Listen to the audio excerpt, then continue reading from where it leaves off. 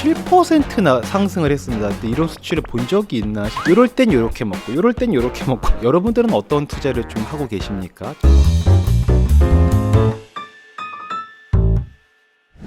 제목에서 볼 수 있듯이 나스닥 폭등이 오고야 말았습니다. 너무나 좋은 게 온 거죠.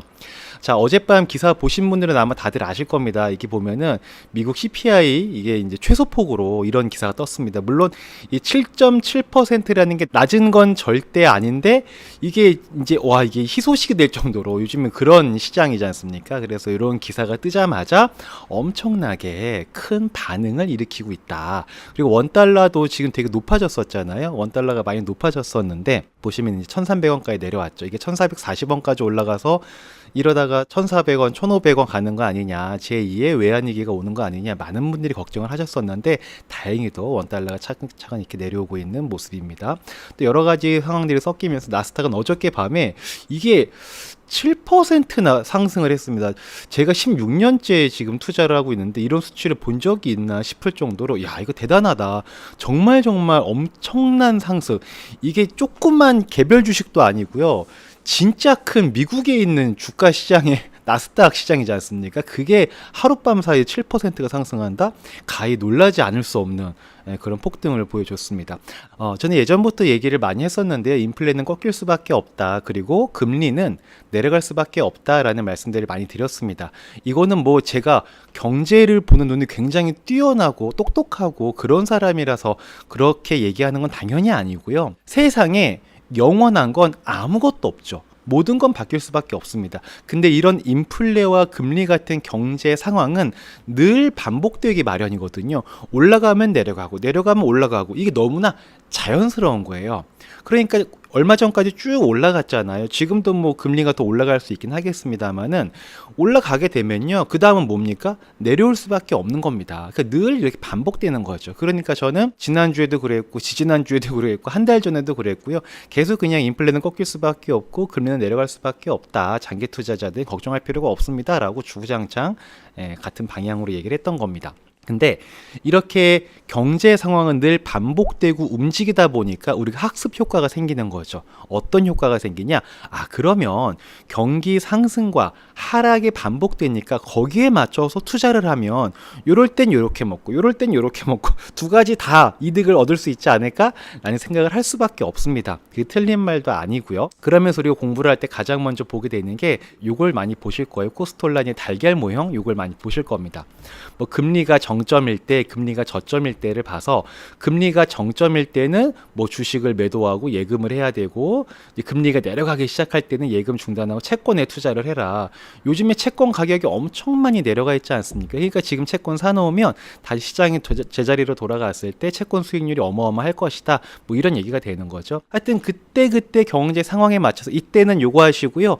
요때는 요거 하세요라고 얘기를 하는 거죠. 추운 겨울에는 오리터 파카 하나 패딩을 입고 또 여름에는 반팔티를 입으세요라고 하는 거나 마찬가지로 그때 맞춰서 포트폴리오를 조정을 해라 라는 얘기가 되는 겁니다. 그래서 이렇게 산다, 기다린다, 판다 이런 것들이 좀 나뉘어져 있는 모양이 되는 거죠. 그리고 우리가 이런 걸 공부를 되게 많이 하고 잘 하려고 노력을 하는 거죠. 근데 저는 이 또한 어찌 보면 결국은 사고 판다는 얘기 아닌가. 이 경제 상황에 따라서 투자를 해 나간다는 게 잘못됐다고 비판하려고 하는 건 아니고요.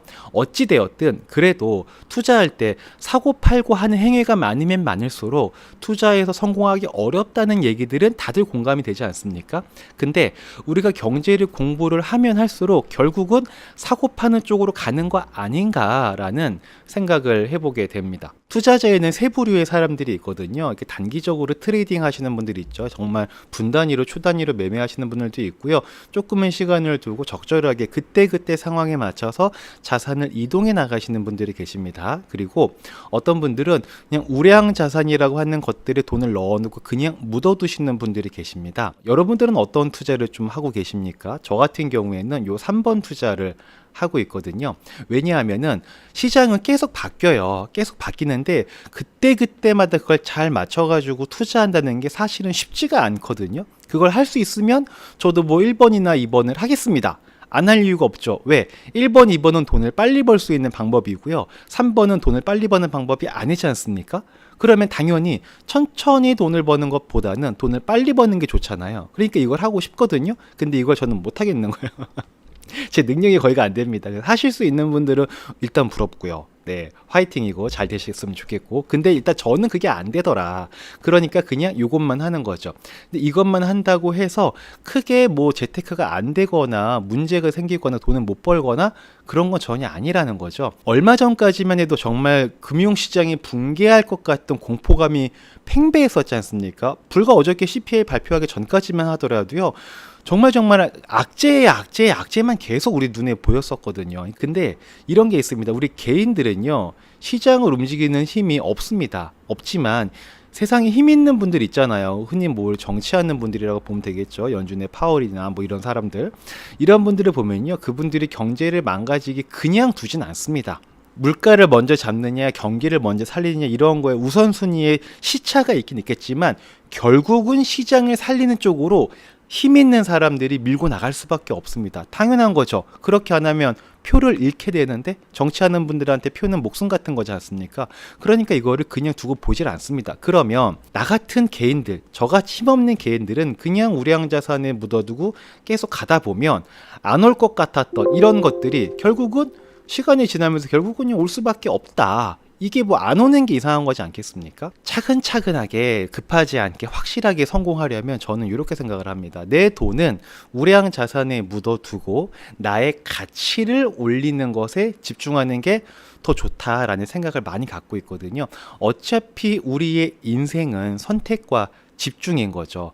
이걸 하게 되면 요걸 포기할 수밖에 없고요. 요걸 선택하게 되면은 요걸 포기할 수밖에 없습니다. 재테크도 마찬가지입니다. 재테크 공부를 열심히 하고 재테크에 집중하다 보면 다른 무언가는 포기할 수밖에 없는 거예요. 근데 저 같은 경우에는 1번, 2번에 투자한다고 해서 1번, 2번은 이거죠.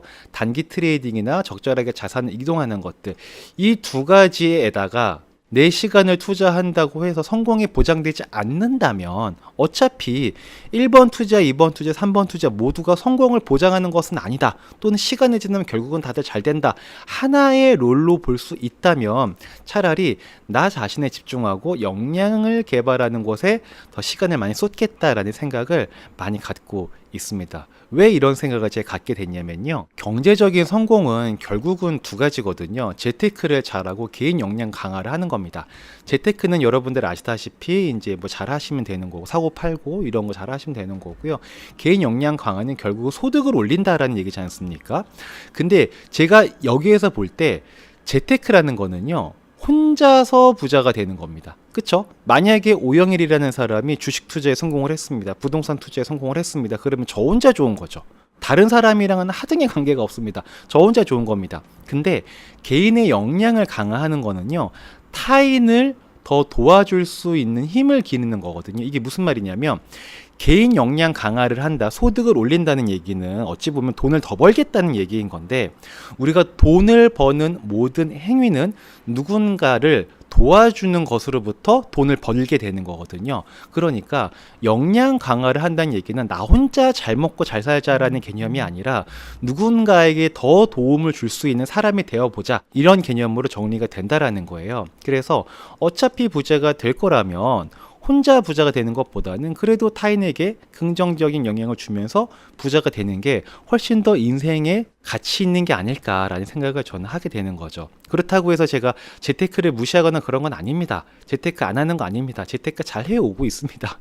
그럼에도 불구하고 재테크와 개인 역량 강화 중에서 저 같은 경우에 재테크는 그냥 좀 좋은 자산, 우량한 자산, 자본주의에서 반하지 않는 자산을 묻어두고 이쪽에 또 노력을 하는 게 우리의 삶이 조금만 더 안락해지고 풍요로워지고 따뜻해지고 뭔가 이렇게 관계도 좋아지고 그런 거이지 않을까, 그런 생각을 하게 되는 겁니다. 그래서 결론을 말씀드리면 저는 주구장창 뭐 늘 얘기하는 건데, 시장은 우상향한다.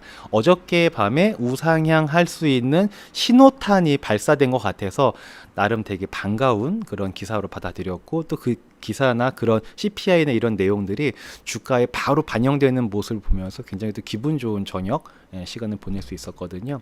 그리고 재테크와 개인 역량 강화가 공존해야 보다 풍요로운 인생을 살게 해준다라는 말씀을 좀 드리고 싶었습니다. 그래서 최근에 이런 주식 투자나 이런 재테크 때문에 힘드셨던 분들이 있었다면은 결국은 좋아질 거다. 제가 괜히 뭐 위로의 말씀을 드리려고 막 이런 말 그런 게 아니고요. 그냥 좋아질 수밖에 없습니다. 어떻게 안 좋아지겠습니까? 무조건 좋아집니다. 다만 그 시간이 문제인 건데 짧게 치고 빠지는 투자를 하셨던 분들이라면 제가 지금 하는 얘기가 정말 얼토당토하는 얘기겠지만 저처럼 3번 투자자 우량 자산에 돈을 묻어두고 그냥 시간을 많이 보내면서 자산 가치가 상승하길 기다리는 사람들이라면 크게 스트레스 받을 게 없다라는 겁니다. 주가 시장뿐만 아니라 부동산도 정말 말이 많죠. 어저께는 또 규제 지역 해제가 발표가 됐지 않았습니까? 그게 발표가 되면서 그 규제 지역 해제 자체가 부동산 가격에 큰 영향을 주는 건 아니죠. 그건 아니지만 그렇게 발표가 되는 것들이 이제 점점 쌓이면서 규제가 풀어지면서 다시 한번 부동산 시장이 또 상승할 수 있는 여건이 만들어지는 그런 단계를 거치고 있는 거거든요. 그러다가 이제 그런 것들이 많이 풀리고 다주택자들의 뭐 장기보유 특별공제까지 다 풀리고 그런 것들이 되면 그때는 또 이제 다주택자들이 움직이면서 시장 수요 참여자가 많아지고 점점 또 분위기는 반전되겠죠. 지금과 같은 부동산 하락의 끝은 무조건 있다. 그 다음엔 무조건 또 이렇게 올라가는 시장 올 수밖에 없다. 그러니까 시장은 무조건 우상향한다 라는 거 한 번 더 말씀드리도록 하겠습니다.